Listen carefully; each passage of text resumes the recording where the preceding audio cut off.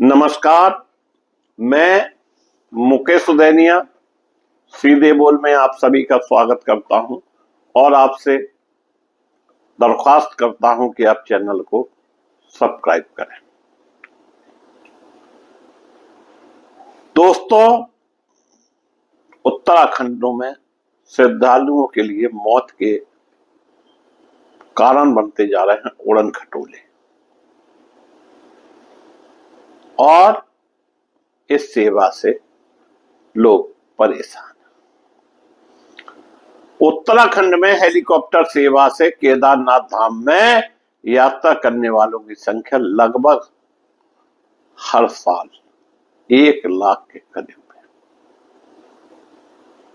इतने श्रद्धालु जाते हैं जो कि हेलीकॉप्टर से यात्रा करते हैं।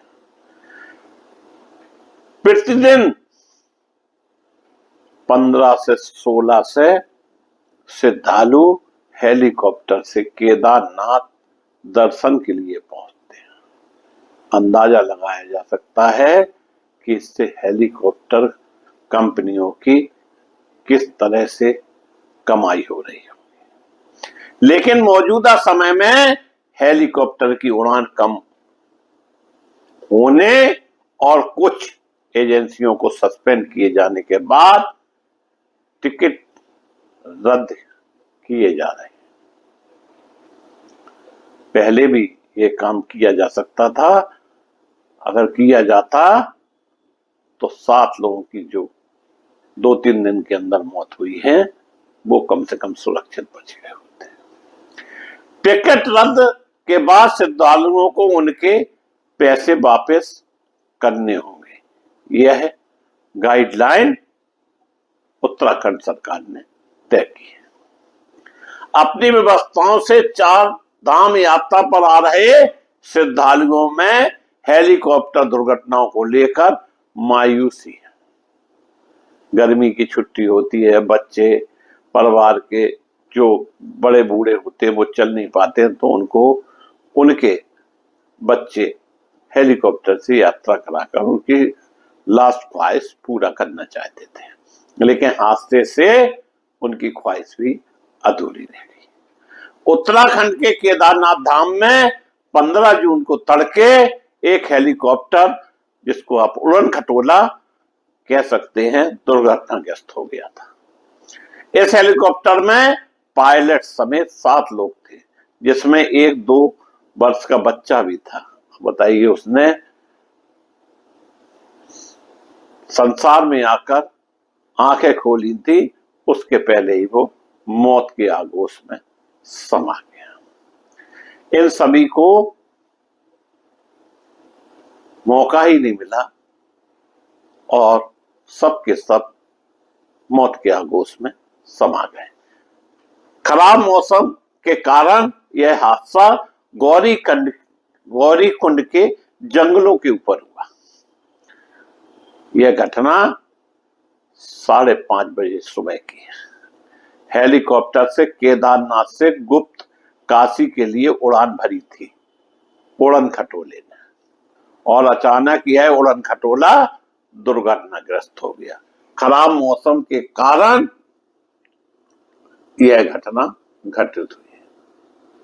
तत्काल राहत और बचाव दल भेजे गए। रास्ते में मौसम खराब होने के कारण अन्य स्थानों पर हार्ड लैंडिंग करने से हेलीकॉप्टर क्षतिग्रस्त हुआ। इसी जून के पहले सप्ताह में भी एक हेलीकॉप्टर में तकनीकी खराबी के कारण उसकी बीच सड़क पर इमरजेंसी लैंडिंग कराना पड़ा था। यह हेलीकॉप्टर केदारनाथ धाम यात्रियों को लेकर जा रहा था।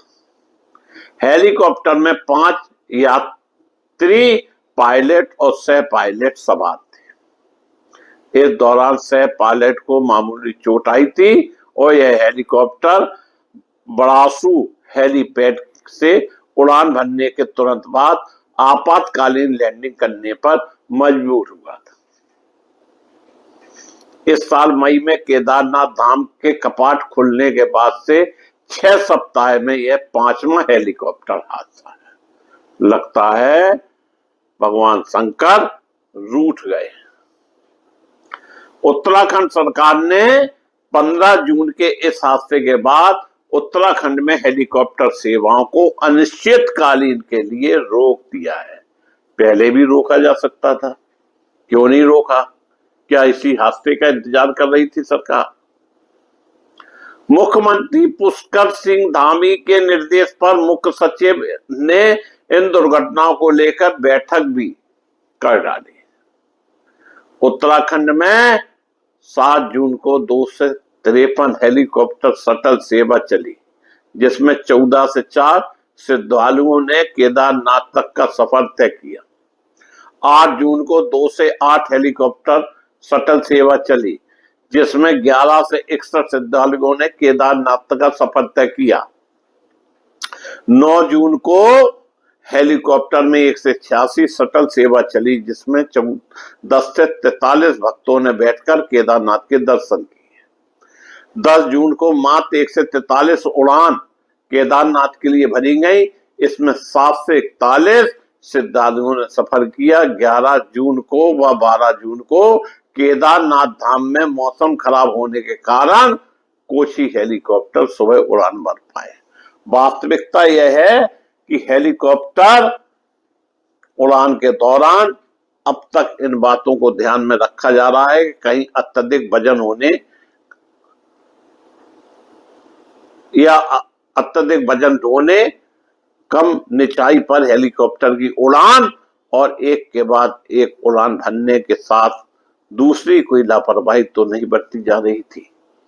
हेलीकॉप्टर के इंजन को आराम मिल सके, साथ ही पायलट को भी बीच में अच्छा खासा ब्रेक मिले, इस बात को भी सुनिश्चित किया जाना जरूरी था। उत्तराखंड 4 धाम यात्रा के दौरान पिछले दिनों हुई हेलीकॉप्टर या उड़न खटोला दुर्घटनाओं के बाद हेली संचालन से संबंधित कुछ पाबंदी लगाई गई है। 4 धाम यात्रा अपने श्रद्धालुओं की संख्या हर साल बढ़ रही है। 4 धाम यात्रा में खास तौर पर केदारनाथ। दोस्तों याद हो कैसे केदारनाथ में पहले प्रलय आई थी, और आपको बता दें कितने मकान गिरे थे, कितना नुकसान हुआ था। इसके बाद में भी पहाड़ों पर नियम कानून ताक में रखकर किस तरह से काम हो रहा है। प्रगति के साथ खिलवाड़ किया जा रहा है। प्रगति नहीं चाहती है, प्रगति कभी नहीं कहती कि मेरे साथ खिलवाड़ करिए। प्रगति कहती है नदी से आप दूरी बनाइए, लेकिन लोग मानने को तैयार नहीं है। हेली सर्विस के माध्यम से लगातार श्रद्धालु केदारनाथ के दर्शन कर रहे थे। हेलीकॉप्टर का सबसे ज्यादा संचालन केदारनाथ धाम के लिए ही हो रहा था, लेकिन हेलीकॉप्टर दुर्घटनाओं में इजाफा होने से सरकार के कान खुल गए, दिमाग शुद्ध हो गया, और धृतराज की तरह जो आंखें मूंदे थे वो भी खुल गई। श्रद्धालुओं की चिंता करके इस तरह के निर्णय लिए गए। 8 मई 2025 को उत्तराकाशी के गंग नानी के पास हेलीकॉप्टर क्रैश में 6 लोगों की मौत हुई थी। इस साल की इस यात्रा के दौरान 30 दिनों के भीतर 4 हेलीकॉप्टर हादसे में 13 लोगों की जान और करोड़ों रुपए के हेलीकॉप्टर क्षतिग्रस्त हो गए। मतलब इतनी घटनाएं घट गई, 13 लोग मर गए, और फिर भी सरकार की आंखें नहीं खुली। गजब की थ्योरी थी भाई सरकार की। प्राइवेटाइजेशन अच्छा नहीं होता, लालच ज्यादा अच्छा नहीं होता है। पर्यटन नोडल अधिकारी राहुल चौबे ने भी इस बात की पुष्टि की कि DGCA हेली सर्विस पर रिव्यू कर रहा है। इस रिव्यू के तहत कई तरह की रोक व पाबंदी भी चारधाम यात्रा पर चल रही है। केदारनाथ के लिए उड़ान वाली हेलीकॉप्टर सेवा को रेगुलेट भी किया गया है। हादसे से पहले 1 घंटे में यात्रियों को लेकर हेलीकॉप्टर 25 से 30 बार उड़ान करते थे, जबकि यह नियम नहीं है, जैसी कि मुझे जानकारी है। यह उड़ान 3 अलग अलग जगह से होती है, लेकिन अब मात्र 1 घंटे में 9 से 10 उड़ान भरी जा रही हैं। DGCA ने यह भी साफ किया कि जिस हेलीकॉप्टर में 6 सवारी यात्रा कर रही थी, उस हेलीकॉप्टर में अब सिर्फ 3 से 4 सवारी ही यात्रा कर पाएंगी। इसके साथ ही वजन और मौसम का भी ध्यान रखा जाएगा। मौसम जरा भी खराब होता है तो कोई भी हेली सर्विस हेली के संचालन को लेकर दबाव नहीं बनाएगी। DGCA हर एक उड़ान और एविएशन की सारी एक्टिविटी पर नजर रख रहा है, ताकि इस रिव्यू को बेहतर तरीके से किया जा सके और आगे का फैसला लिया जा सके। लेकिन इन पाबंदियों के बावजूद खराब मौसम में हेलीकॉप्टर ने 15 जून की सुबह उड़ान भरी और दुर्घटना का कारण बन गई और 7 जिंदगियां खत्म हो गई। यह है उत्तराखंड की कहानी, जिसमें अब तक 1 दर्जन से अधिक लोग मौत के आगोश में समा गए। उत्तराखंड तीर्थ स्थान है। पहले लोग बड़े बुजुर्ग जाते थे तो यह कह के जाते थे कि आऊंगा या नहीं आऊंगा, लेकिन तीर्थ के दौरान अगर मौत हो जाती थी तो उसे भी अच्छा माना जाता था। अब तीर्थ के माने बदल गए हैं। तीर्थ का मतलब लोग पिकनिक करने भी जाने लगे हैं, जबकि उस क्षेत्र में हेलीकॉप्टरों की सर्विस पर रोक लगना ही ठीक है, ताकि वहां की प्रगति सुरक्षित बनी रहे। हालांकि ये सब सरकार के निर्णय है। सरकार क्या करती है, क्या बोलती है, कैसे काम करना चाहती है, लेकिन इतना जरूर कहूंगा कि जिंदगी सभी को प्यारी है। मैं मुकेश सुधैनिया पुनः आप सभी को धन्यवाद देता हुआ अपनी बात समाप्त